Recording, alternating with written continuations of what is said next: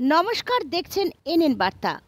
গতকাল এনএন বার্তায় আমরা কিন্তু আপনাদের দেখিয়েছিলাম কাঁচরাপাড়া কাজী নজরুল ইসলাম ইনস্টিটিউটে দুদিনব্যাপী অনুষ্ঠিত হলো 11তম সারা বাংলা আন্তঃজেলা মহিলা কাবাডি চ্যাম্পিয়নশিপের শুভ উদ্বোধন পর্ব।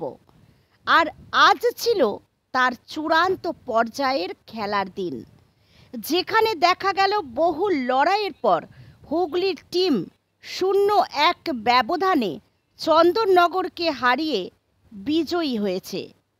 শুনুন এই অনুষ্ঠান বিষয়ে উৎসাহী হুগলি টিমের সকলে কি জানালেন আমাদের। নমস্কার, দেখছেন এনএন বার্তা। কাল থেকে কিন্তু হাড্ডাহাড্ডি লড়াই কাজী নজরুল ইসলাম ইনস্টিটিউটে কাবাডি প্রতিযোগিতায়, আর এই মুহূর্তে হুগলি টিম কিন্তু জিতেছে এবং আমার সাথে কিন্তু রয়েছে সেই বিজয়ী দলের যিনি ম্যান অফ দ্য ম্যাচ হয়েছে। কথা বলবো তার সাথে। কেমন লাগছে জিতে?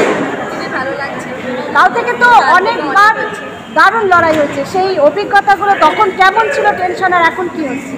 কাল থেকে অত চাপ ছিল না, ভালো খেলা হয়েছে। আজকে ফাইনালটা একটু লাস্টের দিকে গোলমাল হয়ে গেছিল, তারপর আমরাই জিতেছি।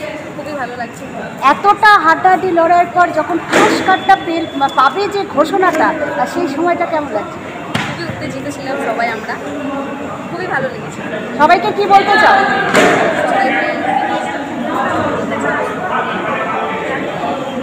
সবাইকে অনেক অনেক ধন্যবাদ। নমস্কার। তোমার নাম? রিমিতা পারুল। আমরা কিন্তু আপনাদের দেখিয়েছিলাম যে সেই কাবাডি প্রতিযোগিতার হাড্ডাহাড্ডি লড়াইয়ের প্রতিটি মুহূর্ত, আর এই মুহূর্তে কিন্তু হুগলি জেলা জিতে নিয়েছে সেই বিজয়ের মুকুট। আমরা কথা বলবো হুগলি জেলার হুগলি কোচের সাথে। কেমন লাগছে দাদা? খুব সুন্দর লাগছে। কি বলতে চান সকলকে? এবং খেলাটা পুরো হাড্ডাহাড্ডি খেলা হয়েছে শুরু থেকে। তারপর এখানে যারা কর্মকর্তা খুব ভালো এবং ম্যানেজমেন্টও খুব ভালো, সবাইকে ধন্যবাদ।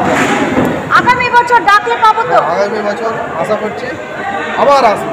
দেখুন, এখনো অনেকে আছে যারা কাবাডিটা খেলতে একটু ভয় পায় বা গার্জিয়ানরাও পাঠায় না, তাদের উদ্দেশ্যে কি বার্তা? হ্যাঁ, তাদেরকে সাহস যোগাতে হবে আসার জন্যে। আমরা চাইবো তারা আসুন, এই খেলাতে অংশগ্রহণ করুন। আপনার নাম? আমার নাম গণেশ রায়।